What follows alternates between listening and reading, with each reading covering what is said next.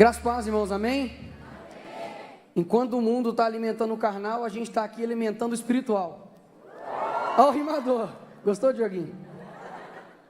Ai, péssimo. Pastor Alex, muito obrigado pelo convite mais uma vez. Pastor Ibe, eu tenho duas coisas para admitir aqui sobre essa igreja. Primeiro, que a primeira grande igreja que eu fui ano passado para ministrar o Cristão e a Política foi aqui. E eu subi aqui como se eu já tivesse feito isso 300 vezes. Só que no meu coração eu estava assim: Jesus, me ajuda. E aí eu lembro que antes, né, quando eu estava sentado ali, eu olhei para a bateria e falei assim, NF. Falei, pô, velho, os caras fizeram uma homenagem para mim. Nicolas Ferreira. Eu, pô, obrigado e tal. Aí depois que eu fui entender núcleo da fé, eu falei, tá bom. Tudo bem. Aí na hora do louvor, tocou uma música que eu nunca tinha escutado antes, que era Que Ruge o Leão. E essa música tocou muita gente, porque ela foi a trilha sonora do ano passado inteiro. A gente costumava dizer que sempre quando tocava essa música, acontecia um trem muito diferente na igreja. Então vocês, né, fizeram parte da minha história, eu agradeço muito por isso, de verdade. Tá? Muito obrigado mesmo, de verdade. Irmãos, abra sua Bíblia em 1 Pedro, finalzinho da Bíblia aí, capítulo 2, do 19 ao 21.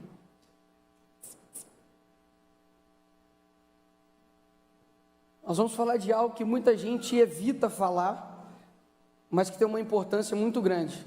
Nós vamos falar hoje sobre dor. 1 Pedro, capítulo 2, versículos 19 ao 21, quem achou dá um amém. Porque é louvável que, por motivo de sua consciência para com Deus, alguém suporte aflições sofrendo injustamente. Pois que vantagem há em suportar açoites recebidos por terem cometido o mal? Mas se vocês suportam o sofrimento por terem feito o bem, isso é louvável diante de Deus. Para isso vocês foram chamados, pois também Cristo sofreu no lugar de vocês, deixando-lhes exemplo para que sigam os seus passos.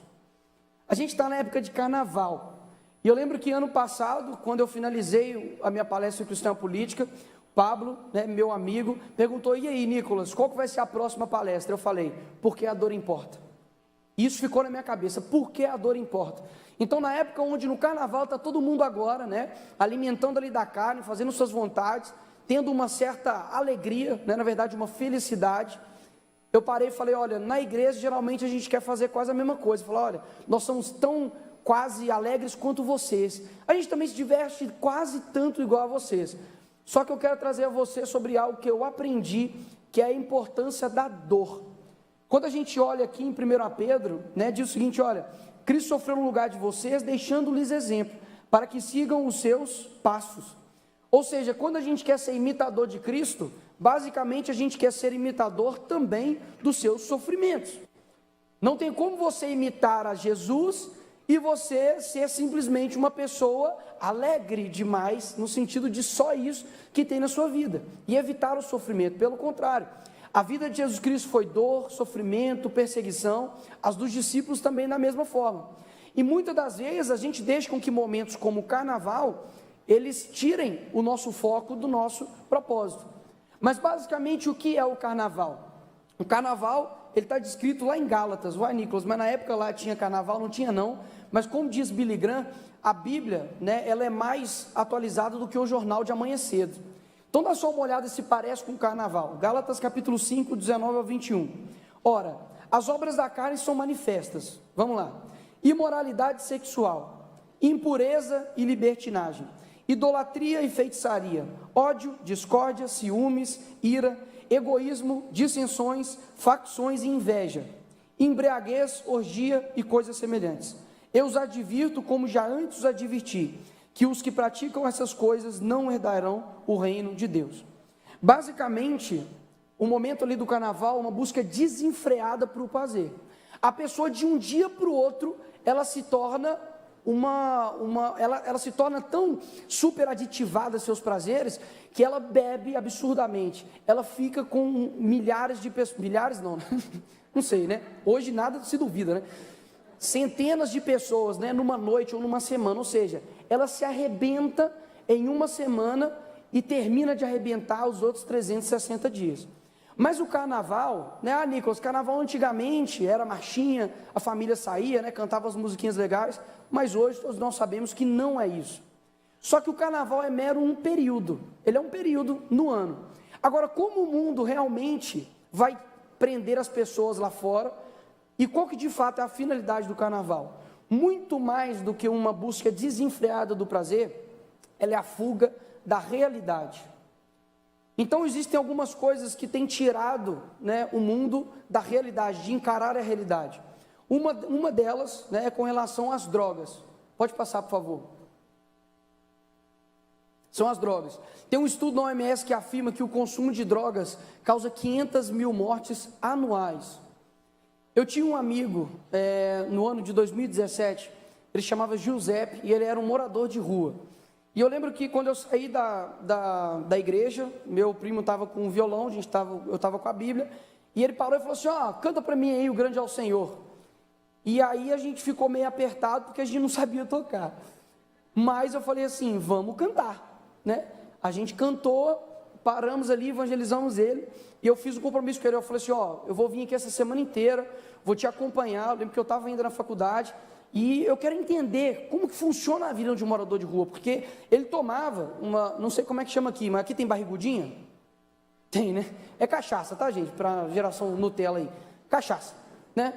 Ele tomava um trem desse aqui a cada 2 horas. E eu ficava assim, gente, eu não consigo tomar mais de água normal, ainda mais cachaça. E no outro dia eu fui lá e ele bêbado assim, 7 horas da manhã. E eu, caramba, cara, por que ele faz isso? Aí, em determinado tempo, eu fui conversando com ele disse para mim o seguinte, olha, Nicolas, eu falei, cara, o que te faz beber tanto? O que te faz você se drogar? O que te faz ir para você ir num prostíbulo? Ele falou, Nicolas, na verdade, eu não gosto disso daqui. Eu não gosto de ir lá e, sabe, tem essa sede. Na verdade, é porque eu não consigo encarar a minha realidade. E ele falou, olha, porque meu melhor amigo, né, eu traí a minha esposa, e agora meu melhor amigo vive com a minha esposa, e eu não consigo pensar nisso. Então a droga é um dos utensílios que eles utilizam para a pessoa ignorar a realidade.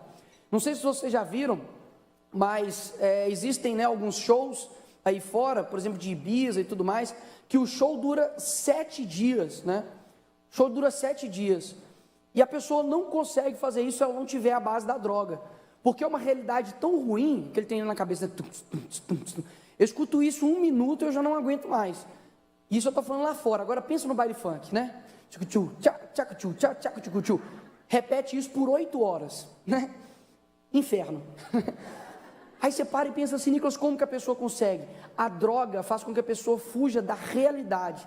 O carnaval, por exemplo, a pessoa está no meio de milhares de pessoas, suada, fedendo, cheio de, sabe, gente drogada e bêbada, e a pessoa passa o ano inteiro querendo chegar àquele lugar. Por quê? É o ápice da fuga da realidade. Mas não somente a droga faz isso, mas temos também uma coisa que é muito, mas muito poderosa. Para quem que eu faço para passar? É o poder da música. Irmãos, não sei vocês, mas a gente geralmente na igreja, né, a gente costuma xingar o baterista, né? Mas eu já estou aqui para falar para vocês que isso é blasfêmia, tá bom? Isso é errado. Eu vou fundar um sindicato dos bateristas e filho de pastor, porque sempre são os errados, né? A culpa inteira é deles, eles fogem do tempo, não é bem assim, tá? Mas a música ela tem um poder inacreditável, e eu como baterista, né, minha família toda é músicos, eu sinto o poder que é, sabe? Quando você está tocando, parece que você se eleva em algo realmente transcendental, a arte faz isso com a gente, né? Só que o poder da música, lá fora, ele também não deixa de perder, né, a sua eficácia. Então, tem um estudo que mostra que escutar melodias ativa os mesmos receptores opioides do sistema nervoso central associados ao prazer. Ouvir as músicas que você gosta faz com que seu cérebro libere mais dopamina, um neurotransmissor crucial para o funcionamento cognitivo e emocional dos humanos. Você tem noção que da mesma forma, quando você come um chocolate, quando você tem uma relação sexual, quando você ouve uma música, basicamente ele libera o mesmo neurotransmissor chamado dopamina, que está associado ao prazer. Então a música tem um poder muito grande. O Jimi Hendrix é um dos maiores guitarristas, né, de todos os tempos, em termos, né, musicais. Ele dizia que chegava em determinado momento do show, ele conseguiria colocar qualquer coisa na cabeça de quem estava ouvindo. Ou seja, a música tem um poder muito grande. E para quem já viu minha palestra Cristã Política, sabe que a revolução cultural tem 3 características, né? Ela é onipresente, silenciosa e invisível. Ou seja, ela está em todo lugar, você não escuta e nem vê ela. Então muita gente acha que a fuga da realidade vai estar somente nas coisas mais palatáveis, mais visíveis, como a droga. Não, droga eu não uso droga, né? Como a bebida, não, bebida não me pega. Mas a música talvez tenha te influenciado e feito com que você tenha fugido da sua realidade. Para isso eu peguei aqui alguns exemplos das músicas mais tocadas, né, nesses anos aí passados. Dá só uma olhada. Alô Ambev. Irmão, tira todo o ritmo da sua cabeça, tá? Você vê o tanto que é grudado esse trem, que eu sei que vai ficar até o final, mas Deus não vai deixar. Deus não vai deixar, amém? Amém. Eu vou tentar cantar em outra coisa. Alô Ambev, dobra a produção aí, que a gente bebe. Eu mandei a saudade, ela mandou vida que segue. Então segue sua vidona e eu sigo sofrendo e bebendo Brahma. Que poesia, né? Pulei na piscina, chorei disfarçado, só para ninguém ver os meus olhos molhados. Gente, que homem triste. Ele está chorando, ele fala, ninguém pode ver eu chorando. O que eu faço? Pulo na piscina e já está tudo molhado, né? Pulei na piscina tão desesperado que quando eu caí foi mágoa para todo lado, né? Acho melhor a gente terminar, agora é tarde, para de chorar. Não sou do tipo que procura amante, mas aconteceu e foi interessante. Misericórdia.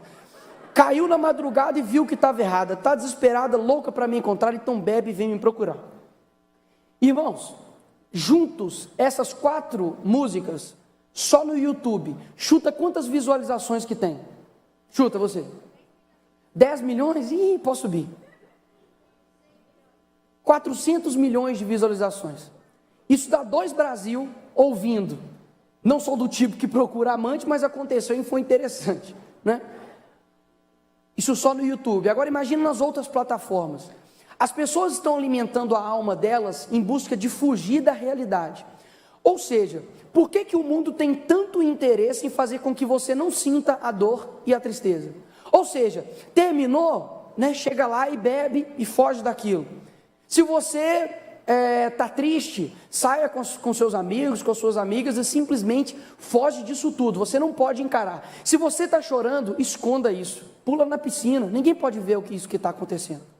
Então, o mundo tem feito você esconder uma professora muito valorosa que se chama dor. E eu vou passar aqui algumas histórias de pessoas que passaram por isso. Mas antes, existem 3 fatores que podem fazer com que você fuja da realidade, e eles te tentam para isso. Pode passar. O primeiro é a carne. A carne nada mais é do que a tendência que você tem de que aquilo que te afeta sensorialmente é o mais importante, e você torna isso como uma realidade. Ou seja, aquilo que está acontecendo na sua vida natural, você dá tanta importância para aquilo que você acha que aquilo dali é a própria realidade. Então, quem nunca viu uma pessoa que falou assim, Nicolas, se eu terminar esse namoro, né, minha vida acabou, né? Nossa, mas se ele não me mandar bom dia, meu amor, você é meu tudo, né? Já era a minha vida. E é engraçado que não tem problema você falar que ele é seu tudo, né? Demonstrar carinho não. Mas toma cuidado, porque quando você fala que uma pessoa é seu tudo, se ela morrer, acabou sua vida, né? A gente precisa ter somente uma pessoa que a gente deposita toda a nossa confiança. E ela se chama Deus. Mas, enfim, a carne é isso. O diabo, ele é o tentador e o acusador, ou seja, ele te tenta para que você peque, e aí quando você peca, ele simplesmente te entrega assim de bandeja o remorso, que é bem diferente do arrependimento. A Bíblia fala que o arrependimento, segundo Deus, ele leva à salvação. Mas o arrependimento, né, segundo o diabo, segundo o mundo, ele opera a morte. Ou seja, o remorso nada mais é do que você ficar alimentando a si mesmo, corroendo a si mesmo. E aí você estava ruim e fica pior. E o mundo é a sociedade humana, né, que vive aí te oferecendo vantagens. Se você não cair em nenhuma dessas 3, você está pronto para poder lutar.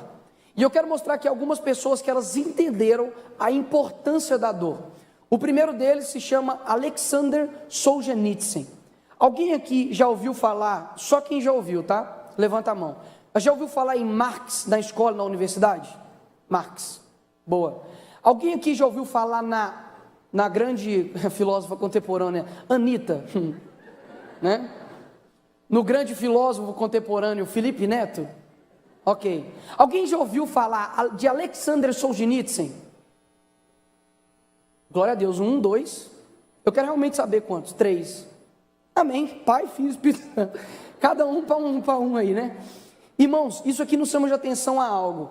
Olha como a própria academia, né, a produção cultural do nosso país, nos impede de conhecer pessoas que experimentaram algo de fato valoroso, né?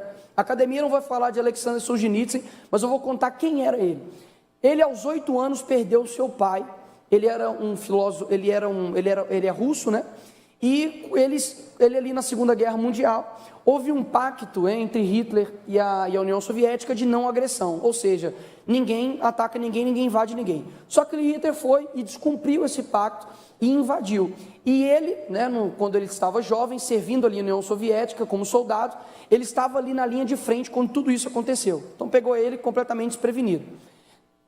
Depois de um tempo, ele começou a perceber que o comunismo não era de fato o que ele tinha estudado na escola e o que ele tinha recebido ali da União Soviética, do Partido Comunista. E ele foi escrever uma carta para um amigo dele. Falou, olha, deixa eu te falar, fazendo algumas críticas. E como na União Soviética não tem carta privada, eles abriam tudo e liam o que estava acontecendo, eles viram essa crítica e consideraram ele como inimigo da pátria. Então eles colocaram ele dentro de um campo de concentração soviético. O campo de concentração soviético é bem anterior, tá, de Hitler, não foi Hitler que criou isso não. E aí ele passou 8 anos ali no campo de concentração, e depois que ele saiu, ele foi exilado para o Cazaquistão. E quando ele chegou lá, em um determinado momento, o amigo dele chegou e falou com ele assim, olha, todo o sofrimento que você passou na sua vida é culpa sua. E ele parou, ficou com aquilo na cabeça, e aí, à noite, esse cara que falou isso para ele foi assassinado.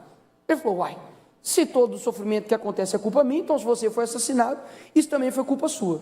E isso ficou na mente dele. Você pode parar e pensar, Nicolas, de fato, esse cara sofreu na vida dele, né? Aos 8 anos ele perde o pai, né?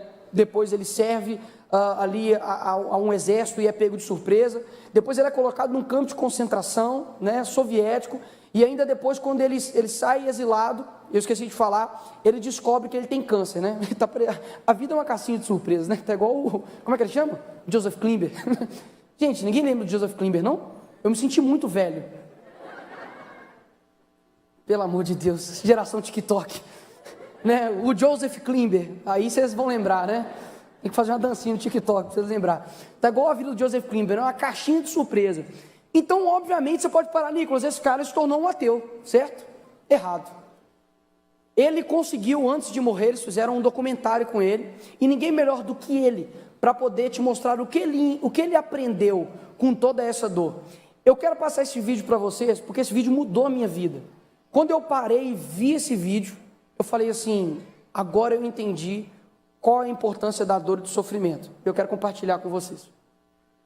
Страдание, как ничто другое, воспитывает душу. Как ничто другое. А если страдание есть унижение? И что А если страдание – это унижение? Если человек проходит через унижение? Нет, унижение ничего, это все может идти на выращивание души. Нет. Самое страшное – это безраздельное благополучие. Вот это конец души. Разве у собственной души человека нет собственных проблем вне внешнего мира, вне внешнего влияния, вне давления? Это у глубоких людей, которые занимаются своей душевной жизнью. А большинство, если нет наружных переживаний, такого ничего не переживает.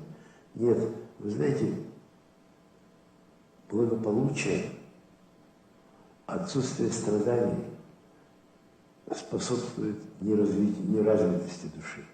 Не то, что страдания надо искать, их не надо искать. Это было бы противоестественно. Но их надо мужественно принимать. То есть страдания оказывают благотворное влияние на душу человека. Надо иметь мужественно их принять и понять, что их страдания посылаются зачем-то. оно посылается с какой-то очень важной целью. Угадать эту цель, правильно развиться, это нелегко. Вот сажать тебя в тюрьму, сперва кажется, это все конец, это невозможно. А вот идут времена, идут месяцы. Прошло 2-3 года, 40 месяцев, и ты начинаешь вдруг понимать, что эта жизнь очень глубокая и очень обогатительная душевно. Надо ее испытать, надо из нее уроки извлечь. Но я считаю, что если меня не посадили в тюрьму, то мое развитие прошло значительно беднее.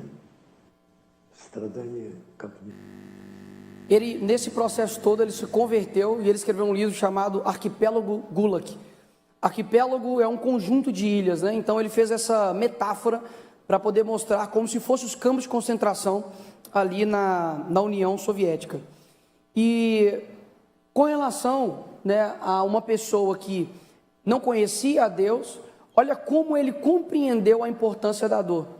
Por isso, quando a gente fala, né, que nós queremos ser imitadores de Cristo, muitas vezes a gente não compreende. Porque os próprios discípulos sofreram amargamente. Inclusive, Paulo escreveu, né, várias das cartas dele na prisão.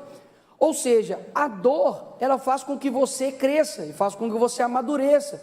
Então, a frase que ele fala ali, olha, o bem-estar total, que é o problema todo. Vocês conhecem uma pessoa que ela tem um bem-estar completo e você não consegue nem muitas vezes falar com ela sobre Deus porque ela é casada, ela tem dinheiro, né? Ela tem um relacionamento estável, não tem nada, ela é autossuficiente. Esse é o completo bem-estar que a gente nunca pode buscar. Eu tive um prazer de conhecer um doutor, que ele agora está morando em Miami, mas ele está morando na Irlanda, e ele falou: Nicolas, você não tem ideia como é difícil evangelizar um irlandês. Porque ele tem tudo. Ele tem a ajuda do governo. Só de você morar lá, você ganha 2.000 euros, né? 2.000 euros para poder só ficar lá. Você tem dinheiro, você tem família. Aonde que encaixa Deus aí? Toma cuidado, porque a fuga da realidade do mundo talvez possa ser te oferecer um bem-estar que Jesus nunca quer para a sua vida. Então ele compreendeu isso. Agora eu quero te contar uma outra história, né, do porquê a dor importa, que foi uma carta que C.S. Lewis vocês conhecem, né? Amém. Crônicas de Nárnia, né? Estou brincando, também, amém. E a pergunta era: onde estava Deus? Em 4 de dezembro de 1951, um ônibus atropelou 24 jovens cadetes. E aí C.S. Lewis recebeu uma carta que estava perguntando o seguinte: onde estava Deus nessa noite? Por que não o evitou? Deus quer o nosso sofrimento? E aí ele diz: e se a resposta for sim? E se Deus não quer que sejamos felizes? Acredito que Ele quer que sejamos capazes de amar e sermos amados. Quer que a gente amadureça. É por conta que Deus nos ama que Ele nos dá o dom do sofrimento. Em outras palavras, a dor é o megafone de Deus para acordar um mundo surdo. Somos como um bloco de pedra, onde o escultor extrai as formas dos homens. Os golpes do seu cinzel, que tanto nos machucam, são os golpes que irão nos aperfeiçoar. Amém? Amém. Do mesmo jeito que quando a gente dá um amém, quando a gente vê uma promessa, né, sendo colocada na Bíblia, a gente precisa também dar amém para isso. Sabe por quê? Porque isso é bíblico. Lá em Tiago, capítulo 1, 2 ao 4, diz o seguinte: olha, meus irmãos, considerem motivo de alegria o fato de passarem por diversas provações, pois vocês sabem que a prova da sua fé produz perseverança, e a perseverança deve ter ação completa, a fim de que vocês sejam maduros e íntegros, sem lhes faltar coisa alguma. Quantos cristãos, quando estão enfrentando um sofrimento, a primeira coisa que ele deixa é o trabalho dele? Ele vai trabalhar, porque ele sabe que senão ele vai perder o salário, ele pode perder o seu emprego. Ele larga a faculdade? Não, porque senão ele vai ser reprovado. Ele larga a escola? Não, porque ele sabe que ele vai tomar falta. Qual que é a primeira coisa que ele larga? A igreja. Sendo que a igreja deveria ser o local para ele enfrentar a realidade. É por isso que muitas pessoas não querem entrar dessa porta para cá, Porque quando ela pisar aqui, ela vai entender que ela não pode mais fugir da sua realidade. Ela precisa encarar ela de frente. Então, quando Deus ele fala, olha, carregue a sua cruz, Ele está dizendo, encare a sua realidade. Porque você não pode simplesmente ignorar uma cruz que está atrás de você. Você vai ficar cansado. Você vai tentar fazer as coisas e não vai conseguir. Agora, quando você fixa os seus olhos na realidade, você consegue compreender. A dor e o sofrimento nada mais é do que, muitas das vezes, quebrar um coração de pedra para que ele traga você para a realidade. O sofrimento tem um caráter redentor, ou seja, ele te liberta das ilusões dessa vida, de achar que você é isento de sofrimentos, de achar que você não pode sentir a tristeza, de achar que você vai ter uma vida, né, de lírio do campo. Eu vou nascer, eu vou ter uma família perfeita, eu vou ter uma faculdade perfeita e pronto. Isso não vai acontecer. Para elucidar de maneira ainda mais clara, vocês já viram, pode passar, vocês já viram esse filme chamado Divertidamente? Sim. Eu lembro que quando eu parei, sim, eu já vi, gosto, né? Temos uma fã aqui. Eu parei e falei assim, pô, vou ver esse filme aqui, né?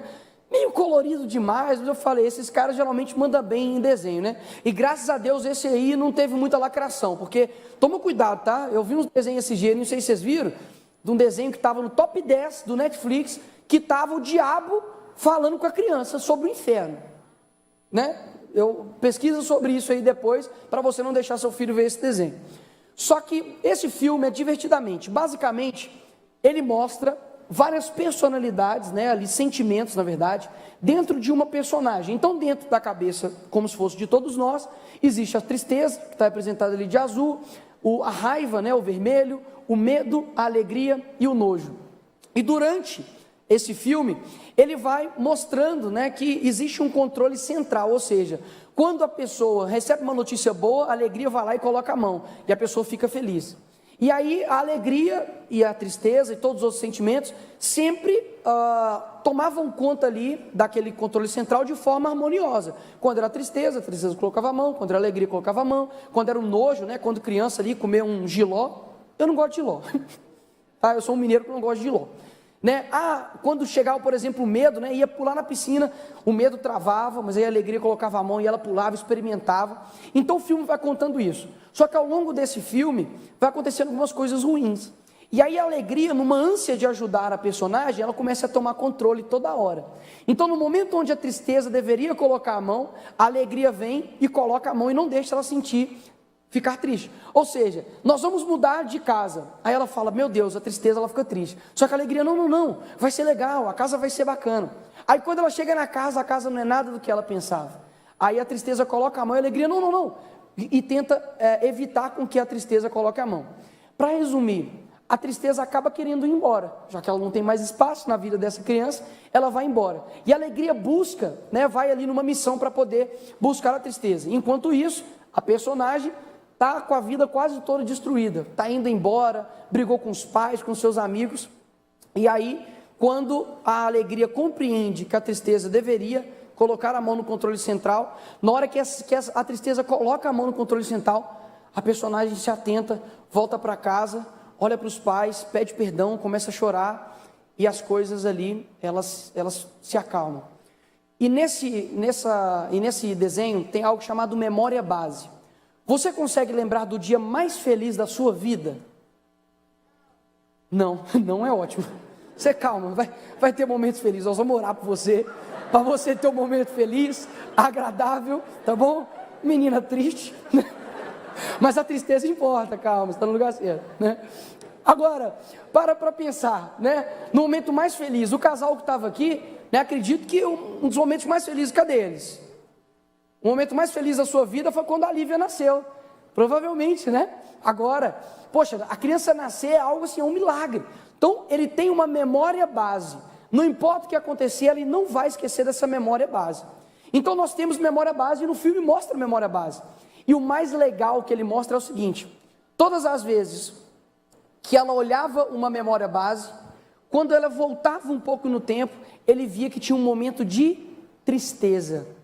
Ou seja, muitas das vezes, para você alcançar um propósito, você precisa passar por um momento de tristeza.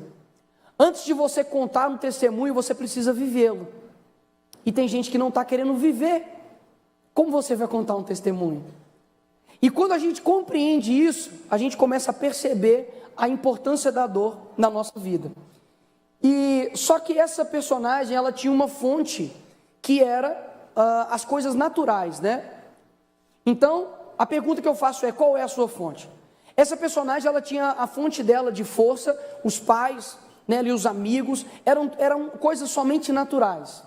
Mas quando você, né, não compreende que a sua vida é simplesmente um rascunho, né, como diz Bruno Tolentino, as vantagens que o mundo te oferece, logo, logo vão tirando a sua força.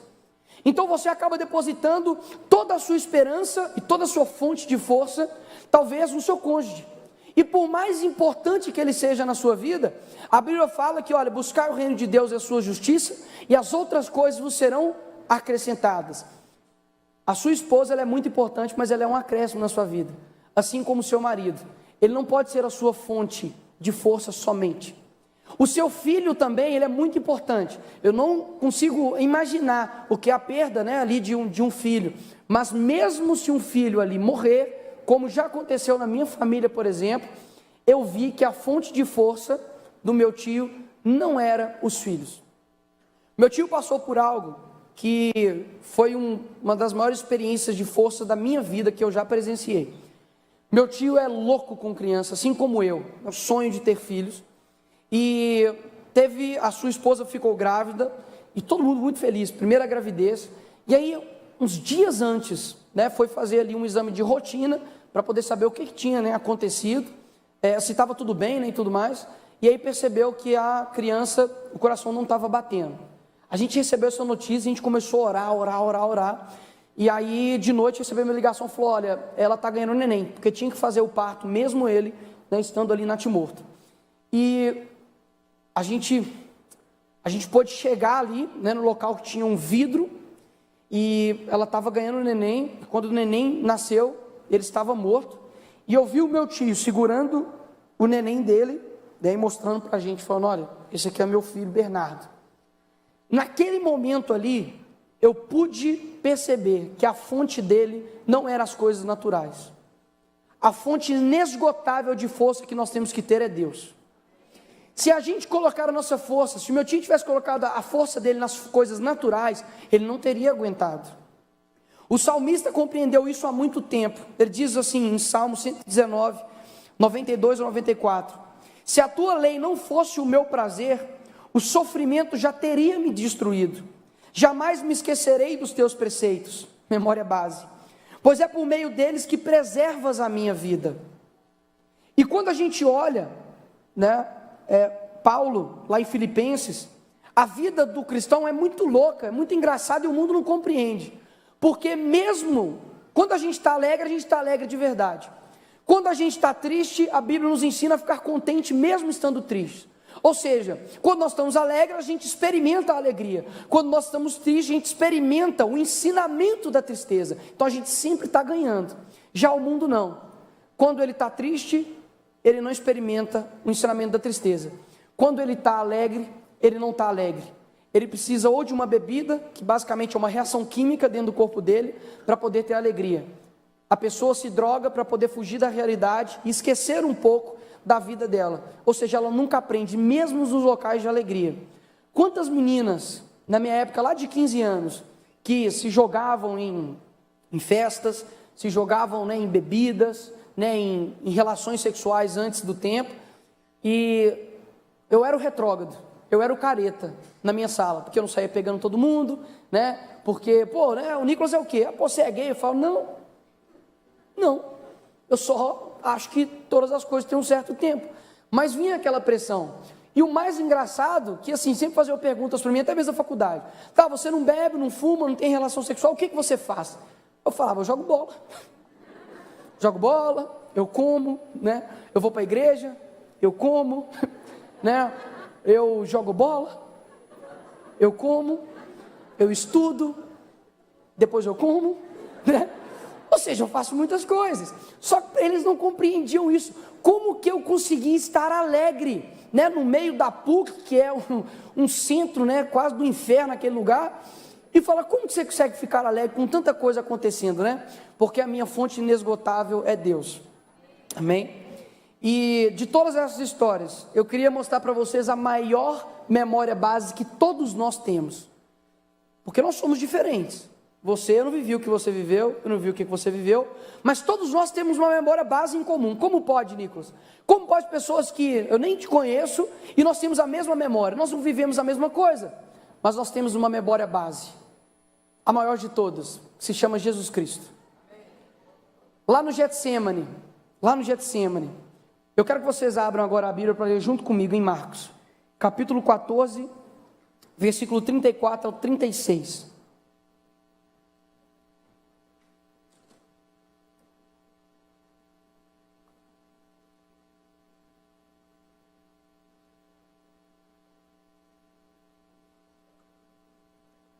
Marcos capítulo 14, do 34 a 36, diz o seguinte: E ele lhes disse, a minha alma está profundamente triste, numa tristeza mortal. Fiquem aqui e vigiem. Indo um pouco mais adiante, prostrou-se e orava para que, se possível, fosse afastado dele aquela hora. E dizia, Abba, Pai, tudo te é possível. Afasta de mim esse cálice. Contudo, não seja o que eu quero, mas sim o que tu queres. Lendo um pouco ali os evangelhos, eu percebi que somente em um evangelho ele descrevia algo diferente dos demais. Todos nós temos uma memória base, mas a gente tem visões e interpretações um pouco diferentes. Lá em Lucas, capítulo 22, 42 e 44, ele relata o mesmo momento, só que com um detalhe diferente. Pai, se queres de mim, afasta de mim esse cálice. Contudo, não seja feita a minha vontade, mas a tua. Apareceu-lhe então um anjo do céu que o fortalecia. Estando angustiado, ele orou ainda mais intensamente. E aqui está o detalhe, porque Lucas era médico. E o seu suor era como gotas de sangue que caíam no chão. Literalmente, nossos pecados fez com que Jesus transpirasse, suasse sangue. Ele estava numa pressão ali tão grande, porque ele sabia o que ia acontecer com ele. E depois daquilo dali, ele caminhou, foi traído, depois ele foi crucificado, e hora alguma, o pai dele isentou, Deus Pai isentou que ele sofresse. Ele tentou, falou, Deus meu, por que tu me abandonaste? Jesus naquele momento nunca tinha experimentado a mancha do pecado, ele nunca tinha se separado do Pai, Deus Pai e Deus Espírito Santo, ele nunca tinha se separado. Naquele momento a dor dele era tão grande, porque ele estava carregando todos os nossos pecados, e mesmo assim, Deus Pai não o evitou com que ele sofresse. Se Jesus, isso é impossível de acontecer, porque Jesus tinha um propósito, mas se Jesus não tivesse passado pela dor, ele jamais teria cumprido o seu propósito. É por isso que a dor importa, porque quando Deus, ele te chama para um propósito, muitas das vezes você precisa ser quebrado, seu coração de pedra, para que ele te fortaleça e amadureça, e quando você foge disso, você está impedindo de cumprir o seu propósito. Muitas vezes nós somos distraídos com várias coisas, querendo colocar a mão somente, deixando com que a alegria tome conta da nossa vida, mas até o próprio Jesus, ele sentiu uma pressão tão grande, ele chorou, repita, ele chorou, porque ele sabia que o propósito dele era muito maior. Deixa eu falar algo para vocês, o mundo está desesperado por uma fonte inesgotável de força, mas eu te pergunto, como que a gente vai passar essa fonte inesgotável de força, se ela não é a nossa fonte inesgotável de força? A gente precisa passar para o mundo algo que ela nunca mais vai ter sede, porque as coisas que nós vemos aqui no mundo espírito, no mundo natural, elas são passageiras. Um ápice de uma relação sexual, ela é passageira. Uma martelada no dedo, por mais que doa, também é passageiro. Mas existe algo que é eterno. Quando a Bíblia fala com relação à água, né, a água que nunca mais, ela vai ter sede. É isso que a gente precisa passar para as outras pessoas. Mas quem beber da água que eu lhe der, nunca mais terá sede. Ao contrário, A água que eu lhe der se tornará nele uma fonte de água, a jorrar para a vida eterna. Se o teu sofrimento, você não compreender ele, você não vai ser possível de cumprir o seu propósito. Quantos cristãos estão se isentando dessa professora tão importante que é a dor? E por que a gente precisa disso? Por que a dor ela precisa ser sentida? Porque um soldado, quando ele está numa guerra, ele não está preocupado em ser feliz. Ele está preocupado em cumprir um propósito. Então você aqui hoje, talvez você está precisando tomar um golpe para que você entenda e volte à realidade. C.S. Lewis fala que quando uma pessoa está se afogando, ela começa a se debater, e quando o salva-vidas vai até ela geralmente precisa dar um golpe nela, porque ela está tão desesperada que ela não consegue ouvir, não consegue compreender, e dá um golpe para que ela simplesmente adormeça e consiga salvar aquela pessoa. Talvez Deus queira te dar um golpe hoje, para que você volte à realidade, para que você compreenda qual que de fato é seu propósito. Quem diz que Deus te trouxe aqui para você ser feliz? Se Deus quiser te usar no seu sofrimento, você está disposto a isso? Eu não sou ninguém, só sou uma pessoa que compreendeu a importância da dor. Em determinado momento da minha vida, eu entendi que a dor ela precisava ser sentida. E eu fiz questão de colocar essa foto, porque eu lembro que eu coloquei ela no meu Facebook, na capa do meu Facebook assim.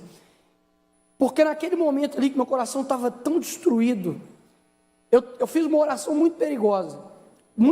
Eu falei: Deus, se necessário for, para que eu cumpra seu propósito, eu sofrer, traga sofrimento na minha vida. Não é todo mundo que tem coragem de falar para Deus te trazer um sofrimento para poder abrir os seus olhos. Mas eu fiz essa oração. Falei: Deus, se for necessário eu sofrer para cumprir um propósito, que o Senhor faça isso. E quando eu compreendi que eu deveria sofrer os sofrimentos de Cristo, eu entendi que eu não estava aqui para simplesmente ser feliz. Então, no momento que eu estava muito triste mesmo, e aqui é a primeira vez que eu falo isso de forma pública, vocês estão olhando para alguém que já tentou tirar a sua vida, que Instagram é um recorte da nossa vida. Mas antes de você se fortalecer, vem alguns pensamentos, e nenhum de nós estamos à mercê disso. Isso pode estar muito próximo de nós. Só que nesse momento eu lembro que eu saía da igreja, eu entrava dentro do carro, eu colocava uma música, e sempre quando algum vinha, uns pensamentos de desista, de você não consegue, eu começava a falar a minha fonte inesgotável de força, que era Jesus.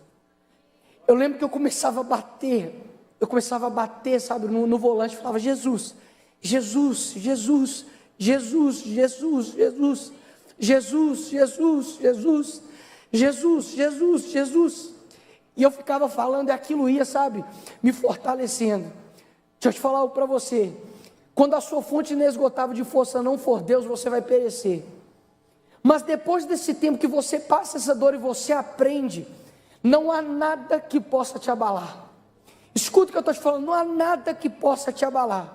Muita gente me pergunta: Nicolas, mas como você consegue? Muitas vezes, tem pessoas que te atacam, pessoas que querem, sua morte, sofre, injustiças, Sabe como isso é possível? Porque eu entendi essa pequena lição, mas que mudou minha vida inteira. E quando a gente olha uma pessoa fazendo algo em público, a gente não sabe muitas vezes o que aconteceu no privado.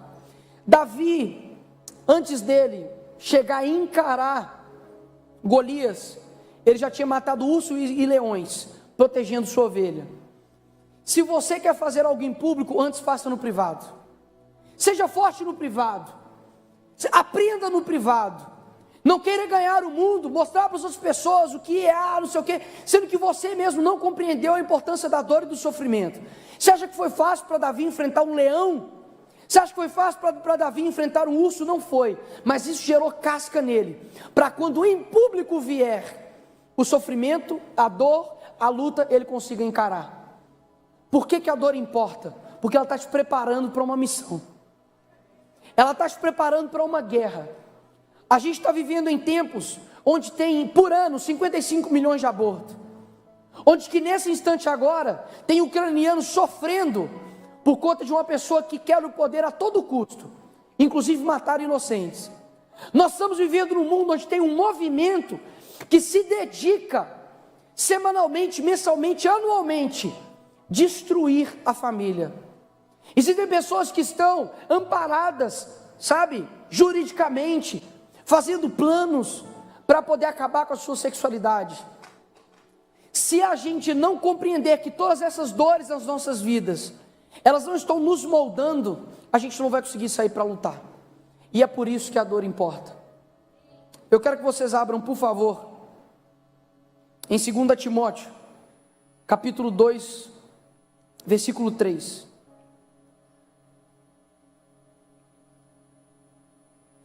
2 Timóteo, capítulo 2, versículo 3 diz o seguinte: suporte comigo os meus sofrimentos, como bom soldado de Cristo Jesus. Amém? Amém? A dor, ela precisa ser sentida, você precisa encarar ela. Chora, não pula numa piscina não, chora no seu privado, converse com pessoas que possam te ajudar, e acima de tudo, tenha a sua fonte inesgotável de força, que é Deus. Se nesse tempo tão difícil, que nós estamos enfrentando e vai piorar, nós seremos perseguidos, pastores serão calados, líderes serão mortos, você vai ser perseguido dentro da sua sala de aula, você vai ser perseguido dentro da sua universidade. Se nós colocarmos a nossa fonte de força no campo natural, nós vamos perecer. Mas se nós colocarmos a nossa fonte de força em Deus, que é inesgotável, assim como a Bíblia diz, as portas do inferno não prevalecerão, nós estamos precisando tomar um posicionamento de que não há tempo para você simplesmente ignorar o processo do sofrimento. Se a tua ferida ainda não foi cicatrizada, isso não quer dizer que você vai esquecer essa dor. Uma memória base triste também existe, mas é como uma cicatriz, ela não vai doer mais, mas você tem que ter aprendido com aquilo. Muitas pessoas não fecham o ciclo de tristeza e acabam não entendendo, e sempre voltando naquela mesma professora que ela nunca entendeu. É como um repetente, ela fica repetindo de ano, mas nunca aprende, porque ela nunca quer encarar a realidade. Talvez você tenha fugas da realidade que não são tão palatáveis, como por exemplo, tudo que você for fazer tem que ter um fundo musical. Você não pode parar e ver a coisa, você tem que estar mexendo no celular. Ou seja, nada que você está fazendo, você literalmente está fazendo. Talvez você esteja aqui nessa noite, com várias dores, com vários sofrimentos, e você não conseguiu hora nenhuma fazer o que você está fazendo, e aquilo que você planejou fazer, que é adorar a Deus. Nós estamos aqui para poder adorar a Deus. E nós adoramos a Deus de todas as formas, com o nosso corpo, com a alma e com o nosso espírito. Eu quero que você agora tenta lembrar nas suas memórias bases, e que o sofrimento talvez que você não tenha aprendido com ele, você vai pedir para Deus, para você aprender com isso. E somente aqueles corajosos, não ora se você não está com coragem. Eu quero que você faça a mesma oração que eu fiz há alguns anos atrás, de que Deus, se for necessário que eu sofra para poder compreender o meu propósito, que o Senhor faça isso. Como eu disse, como C.S. Lewis disse, a dor é o megafone de Deus para um mundo surdo. Talvez os seus ouvidos estejam tampados por conta de várias fugas da realidade, mas Deus te trouxe aqui nessa noite. Não desperdice essa oportunidade. Talvez você sempre tenha pedido a Deus coragem. E como você exercita a sua coragem? Enfrentando ela. Ou seja, Deus vai te dar um momento de medo para você exercitar a sua coragem. Talvez você está pedindo um coração mais perdoável. Deus vai te dar uma situação que doa, que machuca, para você perdoar. Porque perdoar só significa perdoar o imperdoável. Perdoar o perdoável não é perdão. Talvez você tenha pedido a Deus mais amor, e Deus vai te dar um momento para você exercitar o amor. Se você tem pedido para Deus um momento para você saber o seu propósito e cumprir o seu propósito, aqui está esse momento. Eu quero que você abaixe sua cabeça nesse momento agora. O Espírito Santo de Deus está aqui nesse local. Eu quero que você comece a pensar em todos os seus sofrimentos, que tem talvez te impedido, e não tenha sido um sofrimento eficaz. Não adianta você fazer 1 milhão de coisas e não compreender isso. O seu propósito vai passar por uma dor e por um sofrimento. E você tem escolha de ou aprender ou simplesmente deixar com que isso passe na sua vida sem nenhum tipo de aprendizado. Senhor, eu oro agora para que o Teu Espírito Santo venha nos encarar de uma realidade que nós estamos fugindo.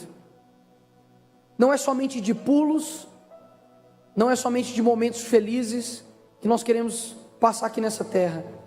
Nós queremos sofrer os mesmos sofrimentos e passar com eles, com o Senhor. Se for necessário, Deus, quebrar o nosso coração de pedra, fazer com que jorre lágrimas nos nossos olhos, que o Senhor faça isso nesse momento. Se há, Deus, um relacionamento que não foi finalizado, que esse sofrimento ainda vem à tona, que o Senhor coloque um ponto final. Que se há algo, ó Deus, precisa ser perdoado aqui nessa noite, o Senhor venha trazer, ó Deus, perdão. Que o Senhor venha, ó Deus, trazer um coração que saiba liberar o perdão. Que o Senhor, ó Deus, venha trazer com que o nosso propósito seja maior do que os nossos sofrimentos. E que, se for necessário, nos aproximar do Senhor, através da dor e sofrimento, que o Senhor faça isso. Não nos prive, ó Deus, do maior ensinamento que o Senhor possa nos dar, ó Pai. Em o nome de Jesus. Amém. Glória a Deus.